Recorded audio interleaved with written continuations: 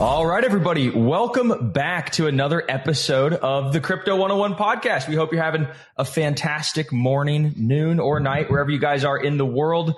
You're certainly in the right place because we are joined by some fantastic guests today who are going to be doing a deep dive into their project that they've brought to life here that is tremendous. It's got such wide reach. I want to crack the code of Pi Network. So I brought on the co-founders here, Chang Dao of Dr. Chang Dao and Dr. Nicholas Kokalis of Pi Network. Welcome to the Crypto 101 podcast, and thank you for joining us. Thank you. Thanks, Bryce. Thanks for having us. Yeah. So you guys are based out of Palo Alto, is that right? Up in Silicon Valley? Yes, that's right. Nice. And why start Pi Network? What was the grand vision that really got you guys to say, you know what, we're going to dedicate the rest of our lives to this project? Well, Pi Network was started combining all our academic and personal interest. Nicholas is a hardcore computer scientist with expertise in distributed system, which is a precursor to one big component of blockchain. And I myself is a social scientist.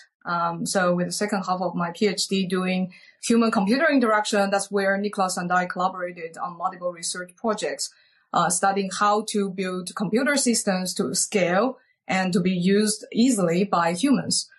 So at the time that, when we were at Stanford exploring with the students, building decentralized applications, we noticed that, in the industry, there is a big problem of, a lot of technology, but there is no good enough social network in order to build decentralized applications that allows a typical required process, such as user iterations. So this is combining our interests of distributed system, human-computer interaction, social computing, and also the, excitement about building a large-scale human movement. This is where we build Pi Network. So is Pi Network like it's a digital currency, but it's also a social network, if you will, and so people could interact. Could you kind of walk us through, if somebody were to download the Pi Network application, what would they be expecting? So it's a digital currency in the sense that you can mine it, and you can mine it on the mobile phone directly. As part of the mining process, you contribute to the consensus algorithm. And it is also the entry point to the Pi ecosystem where you can see and use different Pi utilities. Fantastic. And so what are some of the popular applications that you've seen people develop on the Pi Network or maybe with the Pi cryptocurrency? Well, to start, there is a very important step for us to migrate our social network to our mainnet blockchain. And the key step is called KYC. And one application of the Pi cryptocurrency is that people can pay Pi to get their IDs verified in order for them to migrate to the mainnet. And this is a very strong utility in the sense that, native currency Pi is used to pay for real human labor that result in valuable work in the world. And so people need to, so right now they have like a test net, and now there's a transition to the main net. And in order to get onto main net, you need to KYC. Can you kind of tell people maybe a little bit about why people need to KYC? And for those who don't know, who are listening, what is KYC? Okay. So KYC is generally known as a know your customer process. And a lot of, traditional businesses require KYC to, for compliance reasons, to know your customer, to know who you are providing the service to, especially financial related services, generally is required. And so Pi Network doing KYC is, for one, of course, as much as compliant as possible. Second is also for our own policy. For example, in Pi, we require one person per account. This means that this is one of the defense mechanisms of our network to prevent fake accounts migrating to the mainnet. So we are, and we're having this KYC solution. We needed to build it in-house for multiple reasons.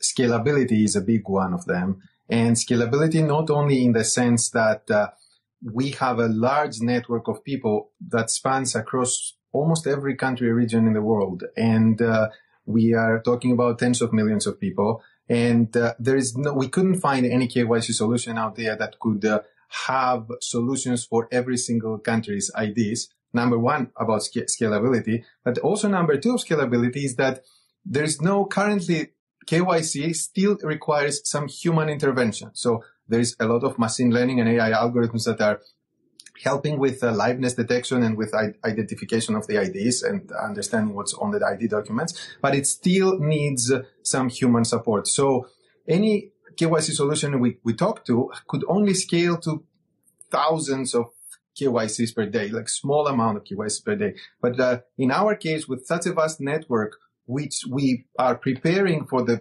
next billion users, it couldn't scale with just the thousands per day. So, for example, we did our first million KYCs in a single month. So that wouldn't be possible. And there were almost 500,000 people involved in the process of verifying the first million or 2 million people who KYC'd.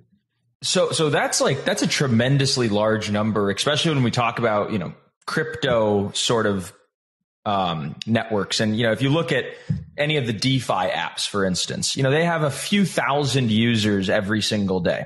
You look at some of these, decentralized metaverses, not pointing any fingers, not naming any names. Everybody's doing a great job. There's just not that many users on a day-to-day basis. NFTs, the volumes are down 99%. So my question to you is, man, how did you guys, grow to get, millions and millions of users? And what are kind of like the metrics that you guys have? Like you have 1 million users, you have 10 million users. And how did you get all these users? Well, it comes down to the unique strategy of ours. And the core strategy is accessibility. And accessibility has threefold, I guess. One is financial accessibility. In Pi, everybody can mine for free. They don't need to pay anything to enter. Another accessibility is knowledge accessibility. We build our UI to be really intuitive. For example, the mining component, they can mine on the phone. So you don't necessarily need the computer science knowledge about setting up a node in order to mine. And then there is also the, system design accessibility. That is, in addition to people find it easy to mine, they also find it easy to use. So all these factors contribute to the accessibility. And also the strategy of accessibility also have the result of, more fair and more widely distribution of the cryptocurrency. So that makes us one of the most widely distributed. We are now at over 35 million engaged members and distributed in almost every country and region in the world, over 233 countries and regions of the world. So that's also ties into why our KYC process needs a comprehensive solution, because it's like every region. Yeah, it's got to have a global sort of approach as opposed to country by country. That's fantastic. And, so Pi Network, there's a cryptocurrency, there's a network, there's applications, there's millions and millions of users. What's next? We have the mainnet, but what are you guys trying to accomplish with mainnet? So a very special period, our strategy design is called enclosed mainnet. So our mainnet went live in last December. We started our mass KYC, I think the first quarter. And then we are also in the process of migrating all these millions of people. The next is basically after migrating all these millions of people to the mainnet, we're building the enclosed network. Enclosed network means everything can be transacted within Pi, but cannot have external connectivity yet. The special design for this is to focus our attention to build utility and real utility without too much noises outside of the network. And of course, we acknowledge there are certain applications can only build with external connectivity, but there are internal enclosed type of utilities can be nurtured and built. For example, new type of social applications, can be inside the enclosed environment to get it into the ecosystem to be a little more mature before we go to we call open network. Okay, interesting. So somebody downloads the app, they're mining on their phone, or are they staking, or is it like they're doing some type of hash or something like that? Okay, so your question is, how does the Pi mining work? I guess your question, right? Yeah. So mining, as people traditionally understand, is in the context of proof of work. When people think of mining, it's a lot of electricity, a lot of hashing. Okay.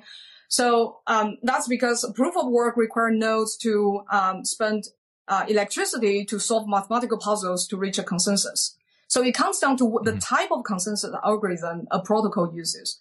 Pi relies on federated Byzantine agreement, in which the consensus is reached not through burning electricity, but through a quorum, rely on a trust graph to rise from the trust graph. And inside the quorum, nodes send messages to each other, just like votes, in regard to whether a transaction is true or fraudulent, and help that reach consensus. Just by my description of how this mechanism works, these days any laptop can send messages to other computers. So the scale of the requirement for electricity is no comparison to the level that required by proof of work. This is the fundamental reason why Pi mining in the first place doesn't require electricity. Now, as I mentioned, there needs to be a trust graph. So the mobile miners are actually contributing their trust relationships to form this trust graph that can feed the consensus algorithm to reach consensus. So the actual running of the blockchain, the heavy lifting of actually running, is still on our Pi nodes, which is computer nodes. So, but the required efforts of our Pi nodes is different from the Bitcoin nodes. And then they're also rewarded in Pi in conjunction with the mobile miners. So in the broader sense of the mining is that individuals or nodes contribute to a consensus algorithm for it to reach consensus. In return, they receive rewards of that protocol. You guys envision Pi Network ever interacting, or Pi Network users ever interacting with their Pi tokens on other chains, right? Is it going to be this cross-chain future with, bridges or atomic swaps, or is it kind of going to be maybe like one blockchain to rule them all? What's your guys' view? Yeah, well, the sky is the limit. We are not here to enclose the world in just one technology. We are always open to collaborate with other technologies. We believe in open standards and open networks. We see what happens with platforms when they become too enclosed, and the power that comes with that, and also the impacts that they have to consumers. There is even in the news lately about new recent policies that the various application platforms, mobile application platforms, are constantly changing to enforce different rules. So we are always open. We expect that there's benefit in collaboration between platforms, of course. Yeah. So speaking of that, like I heard the other day, Apple kind of came out with these new rules about any sort of crypto transactions that happen through their app, like an app that was downloaded through the Apple Store. Like they're supposed to now be collecting 30%. Have you guys heard about this? We did roughly. Yeah. Yeah. Yeah. So, I mean, the world is still in a phase, including, tech giants or regulators still figure out how crypto can fit into the existing economy. And that is the process as a crypto builder also need to be patient and follow and then adjust in order to, fit in at the same time create innovation. Yeah, that's where open standards help. Yeah, that's where open standards help. Being more accessible through the web, through technologies that are open helps push the ecosystem forward. Yeah, I was going to say basically the same thing. Like they're kind of pushing people away from mobile and back to web. There could be this renaissance of like these open web-based applications as opposed to just like, mobile first and mobile only applications. So Yeah, it'll be interesting to see. We, several years ago, we made a pretty unexpected move. We are all about user experience and producing a better user experience for our users. But at some point, we did something counterintuitive to user experience, which is we had the Pi app and we created the Pi browser.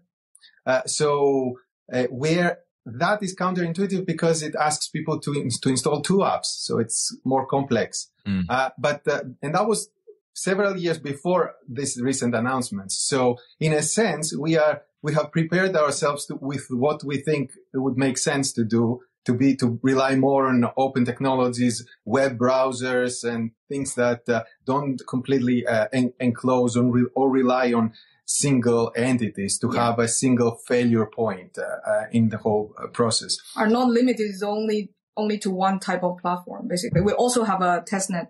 We also have a desktop, application. So. I see. Yeah. Yes. So many different access points for the application. Yes. And redundancy points to work on the web, to work on different infrastructures and technologies.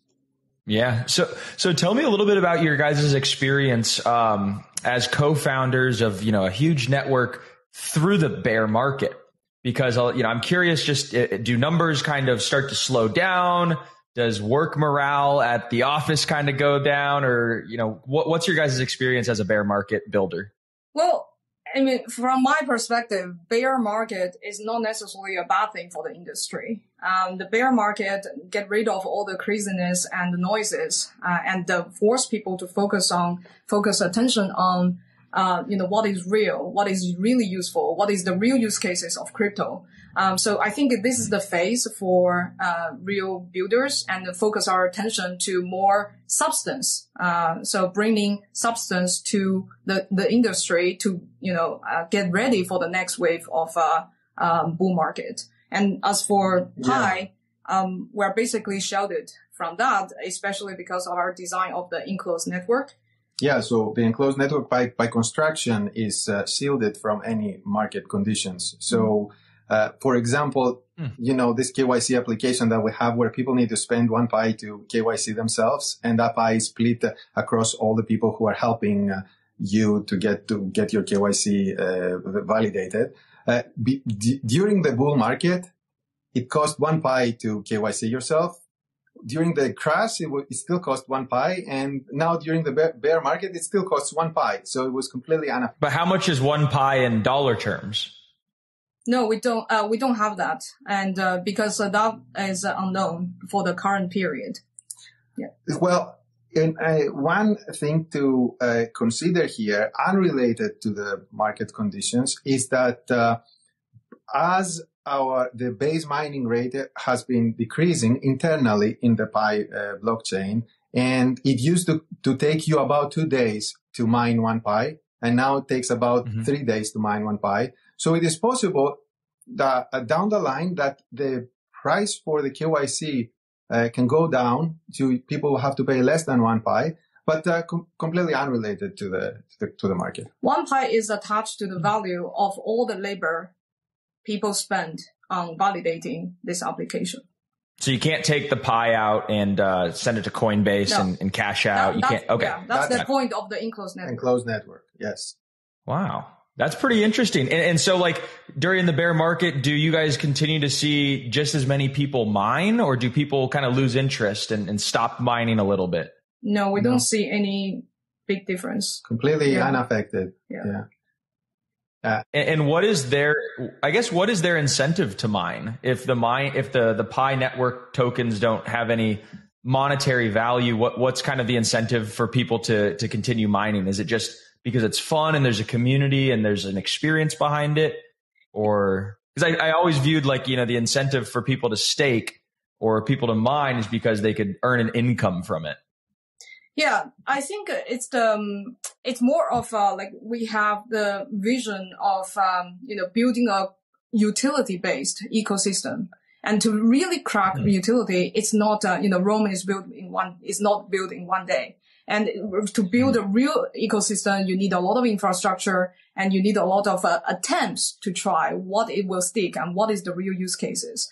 And along the journey, in addition to mining, we also educate our community about the way to achieve long-term vision. And also, in essence, our network is, free to join, to start, and more fair distribution. Unlike, many other conventional way in crypto that, tokens are sold, we never sold any token, and 80% are for the community and the network.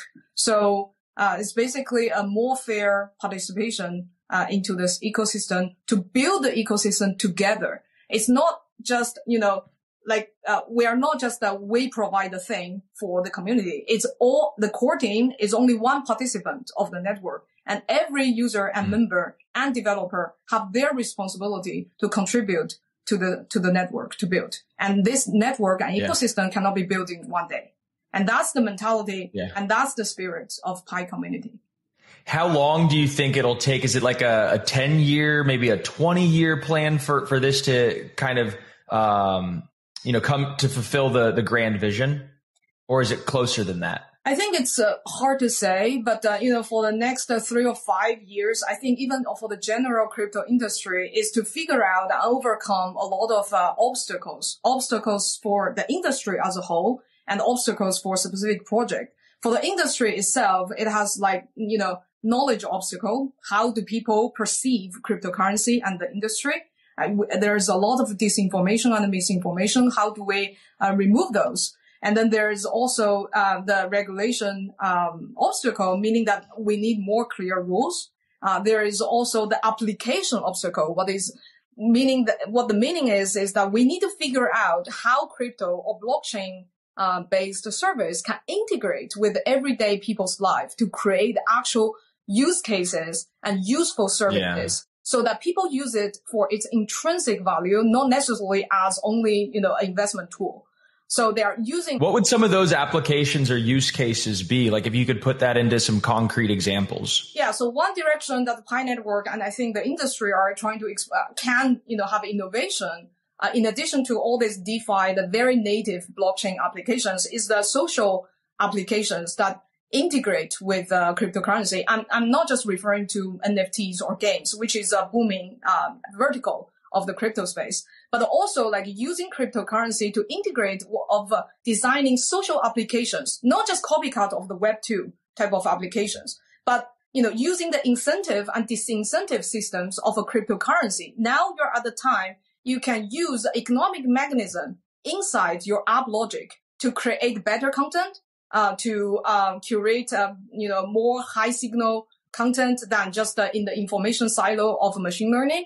And you can also, use this cryptocurrency as a mechanism to motivate and mobilize and leverage the crowd wisdom. Just like our KYC application is an example of, leveraging the power of the crowd in order to scale certain services. Like this type of applications is, I think for the next 3 or 5 years that the industry can explore and will have true innovation instead of a copycat of Web2 or just, very finance related, and to explore different type of, verticals of, applications and utilities. And this is what Pi is trying to do, given that we are already at the advantage of having a big social network to start with.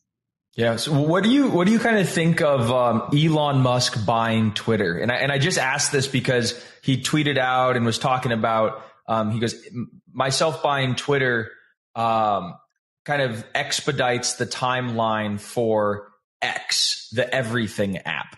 And the Everything app is supposed to have, a crypto wallet integrated with it and, work and play and social and all this kind of stuff along with payments. And it kind of sounds like that could be maybe even a competitor to Pi Network. Is that how you guys think about it?